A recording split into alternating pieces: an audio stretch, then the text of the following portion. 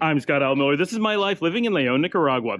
I had a question, and this does come up a bit, so I totally understand that this is a major concern for a lot of people who've been doing your research and are interested in coming down to visit or possibly coming down to expatriate and look at moving to some places like Nicaragua. And you may be faced with a lot of misinformation, often coming in the form of friends and family who may be feeding this to you. And this can come in a lot of forms, and everyone faces it at different times and in different ways. So I had some questions about how exactly do you deal with some of this misinformation and the way that it's presented to people. And this is certainly a very difficult topic. So we're going to dig in today a little bit. I don't know that I have great answers on this. Sometimes I feel confident that I have a lot of really good information for you guys. And some days it's more of we just kind of have to have a kind of heart-to-heart about these things. And I'm afraid that might be what today is like, but I'm going to do my best to give you some ideas and tools and approaches and thoughts about this particular topic so that at least you're in a better position, hopefully, than you were before. Anyway, we're going to get to that right after the bump.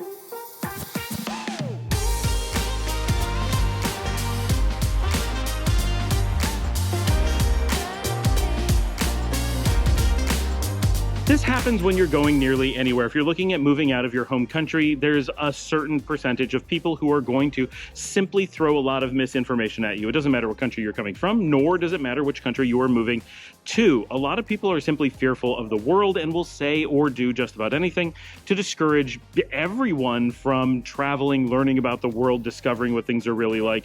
And in some cases, it may actually be possible that they believe the things that they say, but in most cases, I don't think that is true. Personally, I'm a big believer that people are smarter than they let on, and that many people simply use the system that it is uncomfortable to call someone out on being dishonest to try to spread misinformation because they are pretty sure they can get away with it. And if they can't, that no one will call them on it, and so it has essentially no penalty. So you'll find people, especially in the current state of the world culture, willing to say some pretty implausible things and acting pretty incredulous that you might call them out on their misinformation and what is reality in most cases. Flat out lying. And lying can easily be defined as trying to pass on as definitive information, something that they have not researched or verified in any way. It could also include things like spreading fear, uncertainty, and doubt with the intent of being misleading. While those things are not always exactly lies, they are lies of intent for sure. In the particular example that Don Johnson brought up, and this is one that a lot of people are facing, is that he was told, and this can come in two different forms. One is being asked, are you worried about moving to such and such a country? And they may say things like, I've heard that it's unsafe, or I'm worried that it's unsafe, or have you researched whether or not it's safe? And this is a much more honest approach. They may legitimately know very little about the country, or maybe they have actually been told, probably from a unreliable source, that it is dangerous. We know that people spread misinformation about everything, and it is pretty easy to have heard that absolutely anywhere in the world is dangerous. Anyone traveling to the US or Canada can easily say, well, I've heard the US or Canada is dangerous, because let's face it, we've all heard that. That doesn't mean that they are dangerous. We've all heard that they are, right? So it doesn't matter how safe or not safe they actually are. Anybody can legitimately say without any misrepresentation that they've heard that any place is dangerous. I've heard that Spain is dangerous, France is dangerous, Germany is dangerous, the UK is dangerous. You name it, I've heard that a place is dangerous. And the reality is very few of them are at all. And coming from the United States, it's often said that places like Romania are dangerous, and then you realize it's one of the safest places in the world, bar none. Like truly one of the safest places you could possibly go. And even they have a bad reputation from abroad. They also have a reputation for vampires, which aren't even a real thing. I know some of you are surprised. And they actually have to tell Americans that there. I've had people pull me aside, like real people, like the priest from across the street, pull me aside and say, I know a lot of Americans have a problem with this, but you know, vampires aren't a real thing, and that's just a rumor. And we're like, what? Is this actually a thing you have to warn people about? So the idea of misinformation goes much deeper than you may think, or maybe you're not surprised at all. But people spread the most outrageous misinformation about other countries, and in some cases their own country, of course. So it goes in every direction, but that misinformation is out there. So anybody could be saying these things. Well, I heard, and they can come up with just about anything and say that they heard that, and that may be true. But at least if they're asking a question, they're asking some information. Have you at least considered this? Which is still pretty ridiculous. Oh, you're going to a place and it never occurred to you that it might be safer or more dangerous than where you live now? That's Have you considered that they may speak another language, or they may have different food, or maybe the sun rises and sets at a slightly different time of day? Although we've had people lose their SHIT about that specific issue, that they couldn't handle tropical sunset times. So people get shocked by the weirdest thing. So, okay, let's give it some legitimacy. Maybe it's okay if people ask this, then it's just about education. Oh, yeah, that is something that I can see why you'd be concerned about. The best way to handle it is be honest. It could be reasonable for someone to consider that the safety may be a problem, and this is a great opportunity to straight up educate them. Well, yes, I've actually done a lot of research on it, and we'll use the specific case of the US and Nicaragua, but these tools are available for anywhere, and you should be doing some amount of research about the places that you're potentially moving to and have a good idea of why they're safe or not safe, and in what ways, what you may need to do to keep yourself safe, because even if they're just as safe as the United States, as an example, they may be safe in a different way. As Americans, we have a really good, well, most people do, I'm still not that good at it, have a pretty decent feel for when they're in a really safe or really dangerous neighborhood, or they generally have a pretty good feel, and they know how to behave to remain safe in most situations. These things help keep you safe. Well, I don't wander into a scary neighborhood after dark, and then when I do, I don't stare around at things like a tourist, and I know how to look a little bit more menacing, or how to get the police's attention very quickly if I need to. Like, I just have these built-in things. When I go to a different country, even just England, right, I've been known to do some pretty dangerous things because I can't necessarily sense danger because things are just enough different. And a really obvious one that caught me off guard, I went to a really dangerous area of the London Docklands and spent a lot of time walking through it at twilight, which had the same thing been something I did in a Buenos Aires or a New York City, I would have been very, very safe. But apparently doing it in London back when I did in 2007, it was a very dangerous thing to do, and I was really lucky to get out of there alive. But from my perspective, all of these people had a British accent, which seemed alone to make it a very safe place. That is not how it works, but that's how I felt. So I had a bad reading on what was and wasn't dangerous in London, even as someone who speaks English, and generally had I could read every sign, I knew what was going on, and in the general sense. Moving to an even more exotic country, Nicaragua, for example, maybe you don't speak the language, you're going to have a much harder time reading what is safe, what is dangerous, what is a good idea, what is a bad idea. You have less social clues and contextual knowledge to work with. So that's legitimate. You should do some research and be a little bit more aware that even at the same safety rating, you are potentially less safe by the nature of being out of your standard context, out of your comfort zone, is a way to put it. So that's legitimate. So do that research and be ready. And when someone says, especially like with Nicaragua, so aren't you worried? Well, no, actually, I'm a little bit worried about my time until I go there. You can take that as very tongue-in-cheek. The United States remains quite safe, but that gives you an opportunity to point out that while it's not completely safe, it is at least on average safer than the United States, and that's super important. That for the things that matter, violent crime, the things that we'd actually be scared of, it is safer. Now, some things like pickpockets and maybe having your camera snatched from you, in theory, are less safe, although I'm not actually sure that that is true. But in general, I think it's a reasonable thing to believe. So we're going to go at least with it that, it's about tuning, but in general, my fear for my life actually improves. So I'm going to get a little bit safer, not less safe. And then you can pull out, according to statistics, yes, the US got much safer this year. Nicaragua didn't have the same huge jump in safety, but it was still ahead of the United States in safety numbers for the last year, even if just by a very small amount. So it gives you a chance to reasonably show that it is safer than what you're experiencing back home, and safer than your experience other places. And you can compare it to other places you've been. And you can say, well, yeah, it's still not as safe as Europe, but it's safer than the United States. It's not as safe as, right, name the place, but, have some comparisons. And you can point out that a lot of people confuse it with the numbers from Honduras or Guatemala, which are nearby, or Costa Rica. And you can say, right, and be ready with some of these things. So you're probably thinking of Costa Rica, but that's 300% the safety of Nicaragua or the United States, which are really, really close. So you can round it like that. And where dangerous activity tends to focus on tourists, whereas in Nicaragua, it almost always does not focus on tourists. So much like the United States, tourists are safer than the average population. Nicaragua is the same. more or less in the general sense that tourists are specifically safer than the normal population in both the US and Nicaragua, whereas in Costa Rica that is flipped. So you can point out that, people are generally quite confident going to Costa Rica as an example, which is 300% or 3 times the violent crime rate of the general population of the US or Nicaragua. So normally people, when they're going on vacation, wouldn't be worried about these things. And you can ask, would you be concerned if I was going to Costa Rica? And you can also start off with that. So let's talk about safety, right? Would you be concerned if I said I was going to Costa Rica? No, I heard that's okay. Great. This is 1/3 the violent crime rate. 1/3. For every 3 violent crime activities that happen in Costa Rica, 1 happens in Nicaragua. That's a really big deal. And then to point out that in Costa Rica, it is most likely or far skewed towards violence towards tourists and expats, and in Nicaragua, it is skewed away. So that 300% number is very misleading. It is actually far more like 5 to 1,000%, 1,000 being 1,000%, 10 times, 5 to 10 times, simply from a practical standpoint.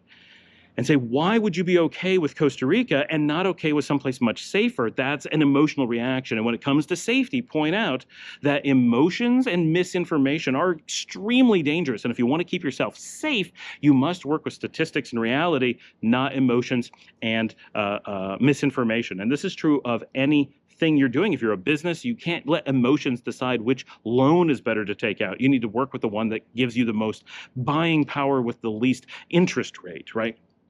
And the one that doesn't have your fingers broken when you can't pay. So those are things you have to consider and point out that part of being safe is correct information from reliable sources, things that are firsthand and looking for propaganda, because people who are dangerous will do things to mislead you. And that is part of staying safe, is correct information. That is always going to be the case. Now, mostly you're just going to get conned with misinformation or led down the garden path, maybe a bad investment, but it's also known that people will get drawn into bad neighborhoods or sent to dangerous places because those places are willing to pay or whatever to encourage traffic because their safety numbers don't hold that up. If you check out places like Statistica, Megatrends, things like that, they will show the statistics of countries in the area. And you can also mention El Salvador and point out, and we're giving a specific case of Nicaragua safety, and point out El Salvador is much safer than Nicaragua or even Canada right now, but that is a new thing. You can point out that Nicaragua has remained very safe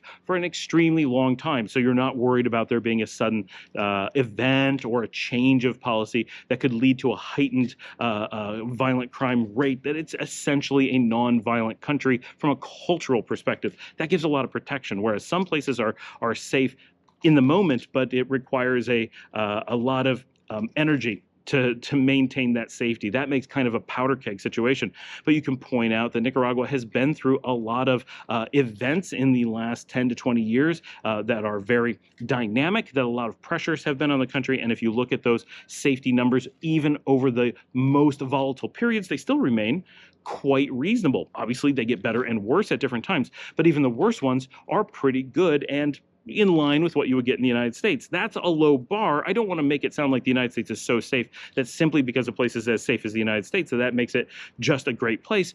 We all wish everybody was safer than they are, and the US is kind of a middling to safe-ish place, right? It's not in that Western European crazy safe kind of way, but it also has more freedoms in many ways, and different freedoms than Western Europe. And so some of those lead to different types of reporting and information, and just different things matter to different people. So it's difficult to compare those numbers directly, but the United States leans towards a pretty safe place. And most importantly, whatever rate of danger of violent crime that there is in the United States, we generally consider, we being Americans or foreigners who are considering places that they'd be willing to travel, almost always consider the United States to be safe enough to not be of major concern. Well, if the United States is safe enough and Nicaragua is safer than the US, then Nicaragua is definitely safe enough, if not just simply safe. Probably safe enough is a good way to think of it.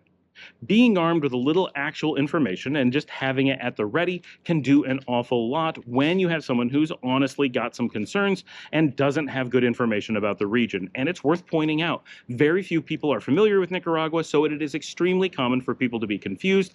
Think of it as another country, lump it in with somewhere next door, which would be no different than saying how dangerous is the United States and accidentally giving stats for Sinaloa in Mexico. It's right next door. They must be the same, right? No, they're actually pretty different. And it is the same here. Nicaragua is nothing like Costa Rica or Honduras, the two countries that border it. It is wildly different in culture and in violent crime. So all things worth considering. And just really basic small amounts of comparative knowledge will give you a lot of explanatory power when talking to someone.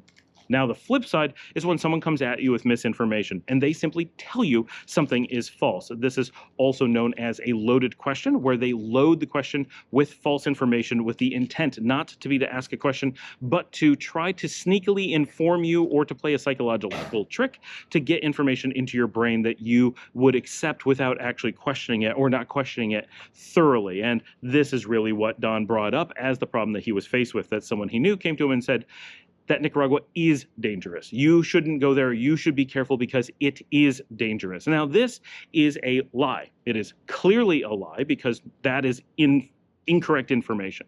Now, where did it come from? Did it come from an honest source? Maybe, but that is extremely unlikely. There aren't any real honest sources giving out this information. There are places that are extremely well known for being false, and the biggest one, this is weird, right? We have an entire episode about it, why the US State Department provides false information as to safety of other countries. But it is known to do that. This is common knowledge for travelers, and it is far from the US State Department being the only one. It is common for state departments all over the world to do this. Not all do. I'm not accusing absolutely everyone, but it is simply a common thing that many countries do.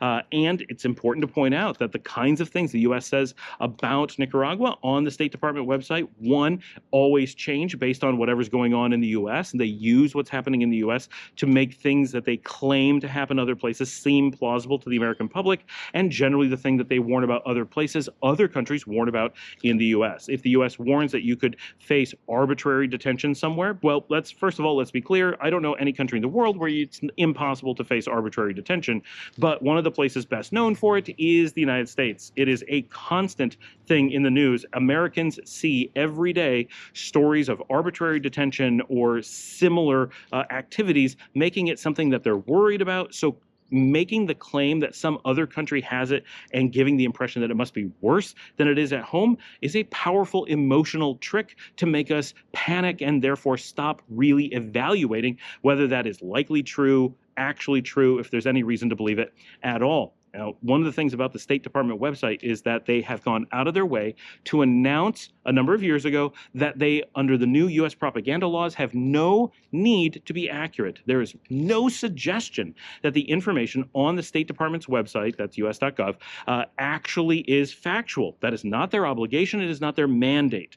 They may have correct information on there from time to time, but they won't tell you which things are real and which things are not. That would defeat the purpose of the misinformation. But the information there is meant to manipulate the American public for purposes of the benefit of the government. It is not for the good of the people. It is certainly not for you, and no one can use it as a reference. They are specifically non-referenceable. They have announced that they are an unreliable resource. So we can give them credit for being public with the information that they are not a valuable, useful resource and that you should always avoid them. Therefore, anyone using them is intentionally fooling themselves, which people will often want to do. They want a fake, false sense of security, and so they go to sites like that to make whatever decision that they've already made have some reinforcement, even if they know it's false. The human brain is a weird thing, but that is a common thing to do. So that is often a source that people go to when they want to quote something that most people feel uncomfortable calling out, but they've announced it themselves. So you don't have to call it out. It simply is a dishonest source. They are public, that is what they are. So you don't have to feel bad calling them out. It doesn't work that way. They don't feel bad that you are calling them out. They do hope that people forget that. That makes their false information even more powerful. That's not something people are going to forget. It is absolutely common knowledge for travelers that you can't use that as reference information. Now, much of the media in the United States also has misinformation about Nicaragua. This is harder to dispute and makes it a little bit more confusing. But most of the time, if you actually read articles coming out of Nicaragua or claiming to be about Nicaragua, a couple things come up. One is when they say terrible things have happened, often it is tone. Actually read the articles and call people out on this and say, did you actually check the article? Because, for example, we'll have things where they'll say, oh, this terrible thing happened in the country. Then you read it and you're like, wow, that was actually a really good thing. There's no negative to this. The tone of the article was negative, and that's a great way to spread misinformation without actually lying. News outlets are able to keep the government happy or whatever agencies happy that they want to simply by presenting things with a certain tone. The average reader of a news site is not very literate and certainly not journalistically literate. And so they look for tone and they don't look for factual information. So giving a negative tone to positive news is almost as effective as actually having negative news.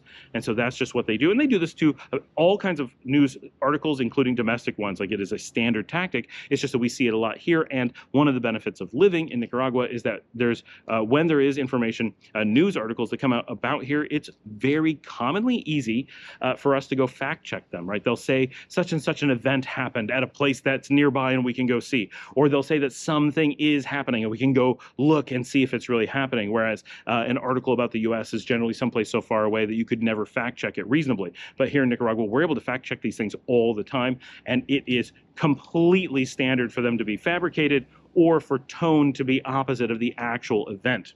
So when you have someone claiming this, there's only so many things you can do. You know that they are being dishonest. They're not asking you for information, and you know they haven't actually researched it themselves. So clearly they're coming at you from a bad spot. Now, maybe that spot is one of fear and panic, and they believe that everything in the world, all change, anything is scary. Maybe they don't like the fact that you're leaving, and so they're willing to lie to you simply to try to convince you not to leave, not because they want to hurt Nicaragua, not that they care or know anything about it, but maybe just because they're going to miss you and they want to convince you to stay at home, and they're willing to lie to you to do it.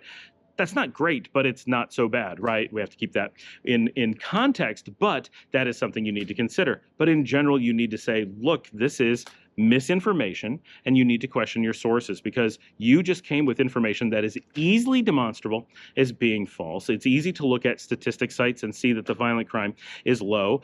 Ask specifics. What things do you feel have been happening that are actually factual and that are actually negative?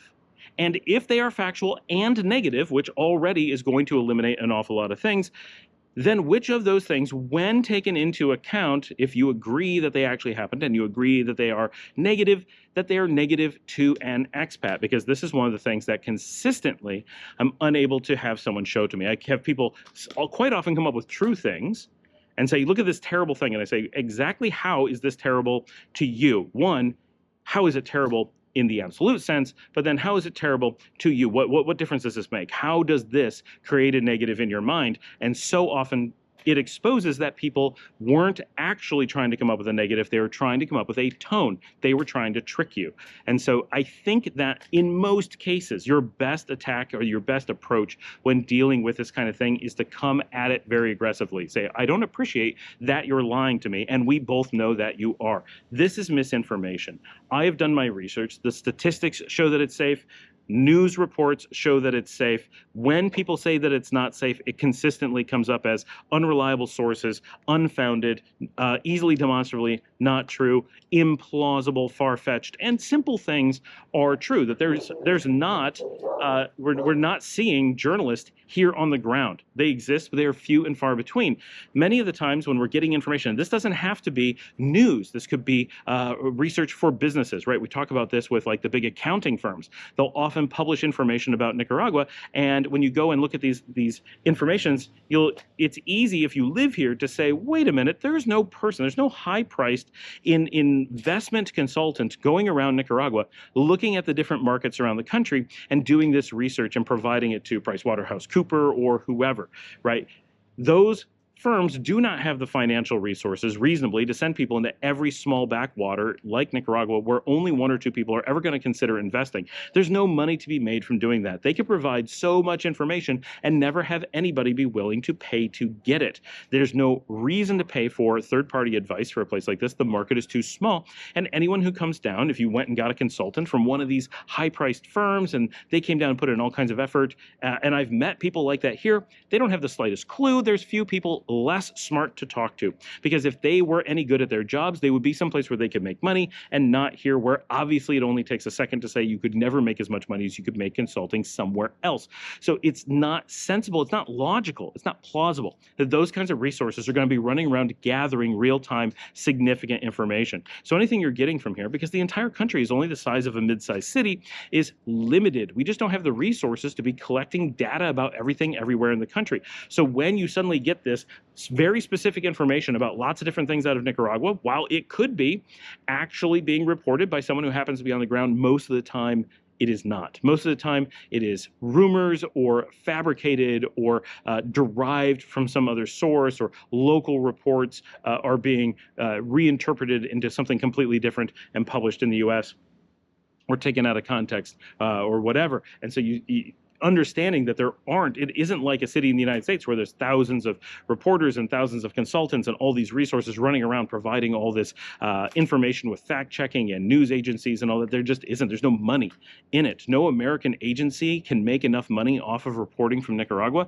to pay for any number of useful resources. And if they did have someone on the ground, what would they do? Suddenly teleport around to all the different cities in this huge country trying to be there when something's going on? Of course not. It would not make any sense. And very few activities that actually happen in such a small, poor country are of any interest to the outside world, not of things that are actually happening. So that's why when you see news reports, they're either very much out of context and make no sense as news reports, such as recently there were a couple different reports that came out, such as the fake information about the US dollar. This created a lot of consternation. However, one, the news was fake. Yes, there was a change about the way you have to write and report money for businesses. It affected nobody. But two, the only claim that the people with the fake news were making was that Nicaragua was going to become like Honduras or Guatemala or Costa Rica and go to their own currency without the US dollar as a secondary currency.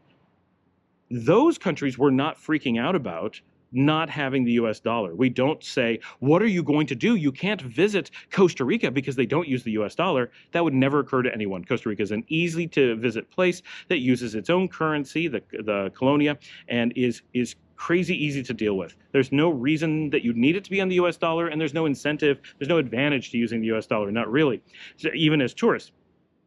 So we don't freak out about it there, but why would they freak out about it here in Nicaragua?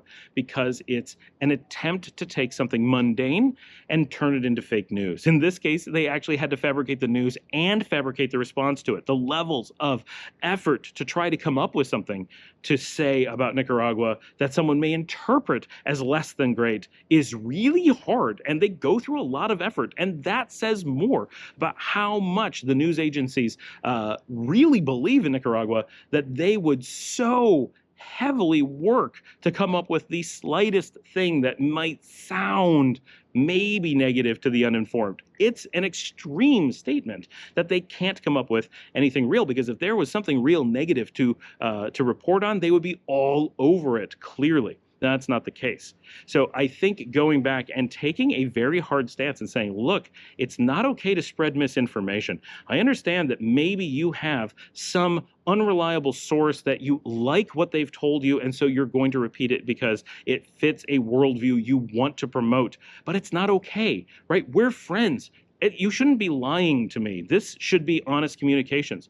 There's things I don't know about where I'm going, but the statistics say it's safe. The news says it's safe. Logic says it's safe. Every view of the country actually recorded in the country shows that it's safe. People on the ground are going there because it's safe. Americans and Canadians are talking about how it is safer than where they came from. Even Canadians are talking about how it's safer than Canada, which may be a bit emotional and misleading. I'm down with that. That is completely plausible, but I'm getting a lot of reports that Canada may have slipped into US type numbers for violent crime, and that there's a lot of people reporting that the government is not reporting those numbers and is hiding them. I'm not going to comment. I'm not Canadian. I don't know, but I'm hearing that consistently a lot. And the statistics sites routinely lag on releasing Canadian numbers so that Canada cannot be compared to other countries in real time, which is suggestive that they are worried about releasing those numbers, which is surprising because traditionally they're super safe, the safest in the region, but they are clearly behaving differently now. So there's a lot of questions around that.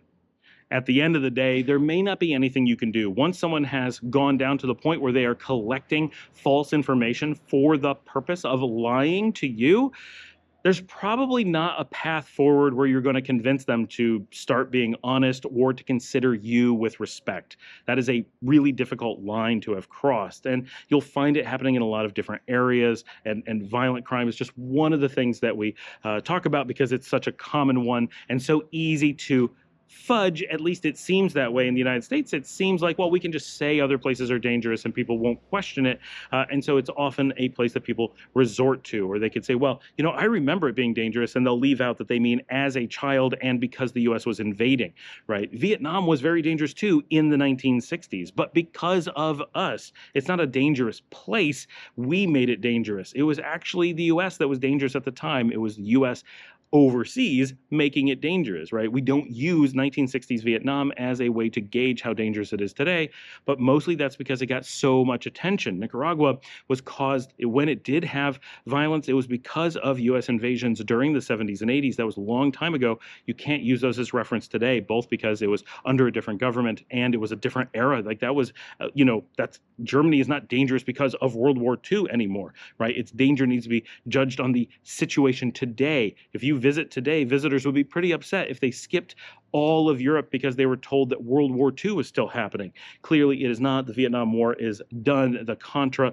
War with the US and Iran is done long, long, long ago. Those things are not things you have to worry about today. In the same vein, you don't have to avoid the United States. The Civil War is over. Of all the places we mentioned, the only one you may have to worry about in any sense is the US, where a lot of people are calling for the Civil War to start back up. Not a ton, but some, and the thought is there. And so, if you're worried about volatility of the future, it's not just that Nicaragua is traditionally so safe, which is certainly true, but also that it's not a powder keg. But places like the United States are. There's a lot of scary things going on and a lot of people considering seriously traveling to places like Nicaragua, whether short-term or permanently, because they're afraid of the volatility in places like the US. Maybe that's unfounded, but a lot of people have that feeling and that concern. And certainly of all the places in the region, there's no question that the most volatile, the most likely to go from its current state to one much more dangerous than it is already is the United States. So if we're looking at today, we just work with the existing statistics, and that makes Nicaragua one of the best places in the region from a safety perspective. If we're looking at the potential for things to fall apart and bad things to happen, Nicaragua becomes even better as an option, but places like the US and Canada lose their positions on the rather safe side very quickly and become some of the scariest places to commit to long term. Now, even there, you're likely to be able to leave pretty quickly. It's not a huge deal. I don't want to make people extra scared of going to those places. They generally won't affect you. At least we don't think so. The chances are pretty low. So we generally still consider them relatively safe countries. But if you're really looking at it from that perspective, and people will try to play that card, well, sure, it's safe now, but things could happen. You can say that about anywhere, but where they could happen most likely, again, is the US and to a lesser degree Canada. But one of the least is Nicaragua. It's one of the most stable in the region. So because of those things, again, people are trying to play on an emotional reaction instead of a reality, and again, playing on things that they know you're worried about in North America. You know that you're sitting on a powder keg. You know your neighbors are stressed out, that people are scared, that changes are coming, and a lot of them are pretty scary, and the way that the country is behaving with itself is very worrisome. All those things lead to this being a fear that it's easy to play on and try to manipulate your emotions. And again, these aren't your friends. When people go to this level, it's important to recognize that they're not acting as your friends. They're not acting as good citizens. They're acting as fearmongers, and they're acting in a very racist way. And it's bad, right? These are things that it's probably best to consider whether you want to keep that toxicity in your life. And if you do, then you're going to have to figure out how to mitigate it. We all have that, friend or two that we need to deal with, and they're just not the kind of people that in those ways we would normally associate with, and we like them for other reasons. Everybody has that, right? But it's also important to consider this may be a thing that exposes people who don't respect you and are willing to simply say whatever it takes to try to manipulate you, and you are not an equal in their minds. They think that you will fall for these tricks and they're going to play them, and this is your chance to decide which of those people are worth the effort of putting up with this kind of behavior. But definitely push back.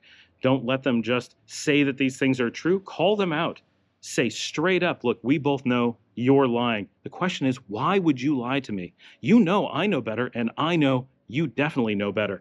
Either you didn't research it and you just made it up because you wanted to trick me, or you did false research from bad sources and didn't do your source checking, didn't put any effort in, and still tried to pressure me when I did my research and I know what the risks are and that they're reasonable and good enough for me. Maybe they're not the best, but I've already accepted them. You're implying that I know nothing about the region, and you're lying about it with the implication that you're going to be able to trick me, that I'm actually moving someplace and that you know more about it, and the things you know, you didn't even bother to check what was a plausible fabrication.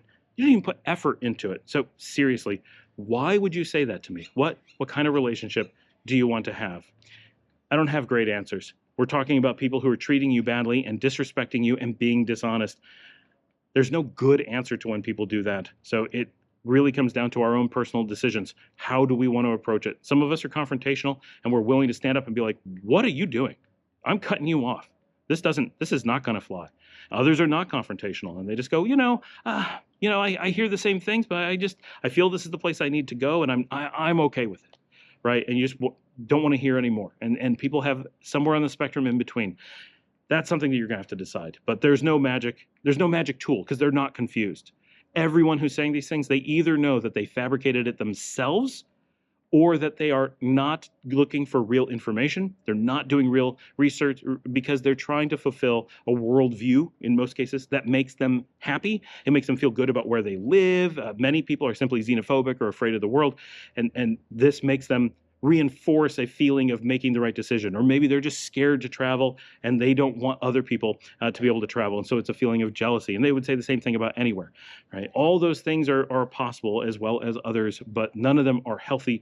And all of them reflect someone who treasures their own irrational fears and hatreds and biases over honesty and friendship and ethics. So that's a frame, right? A context to consider when you make decisions about who you want to keep in your active circles and who's worth telling that you're going to be moving. And several people talking to me about this at any given moment, because this is a real struggle that all expats go through as they go move abroad. Sure, if you're moving to super popular places like Cancun or Costa Rica, where it's very dangerous, but loads of Americans are encouraged to go, it doesn't seem as dramatic and you get a lot less pushback. But when you start going to safe places that expose that life in America is maybe not all that it's cracked up to be, or exposes that a lot of information you've been given over the years is misinformation and misguided, or possibly just give you a dramatically better life where you're getting so much more out of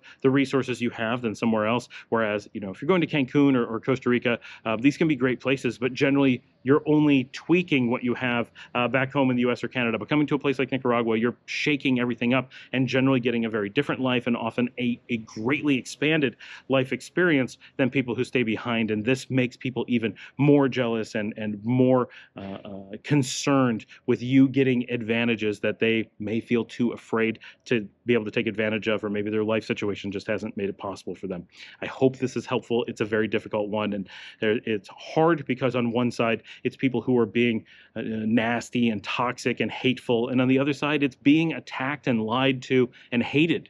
And that's a difficult thing because quite often it's just going to be family or friends that are doing it to us and trying to manipulate us or trying to make us feel bad or just trying to exact a toll so that our good events happening to us in life don't feel as good as they should. Thanks for joining me. Like and subscribe. We've got the link above if you want to support the channel. We've got the membership. You can join. Of course, comments, questions down below. And as always, I will see all of you tomorrow.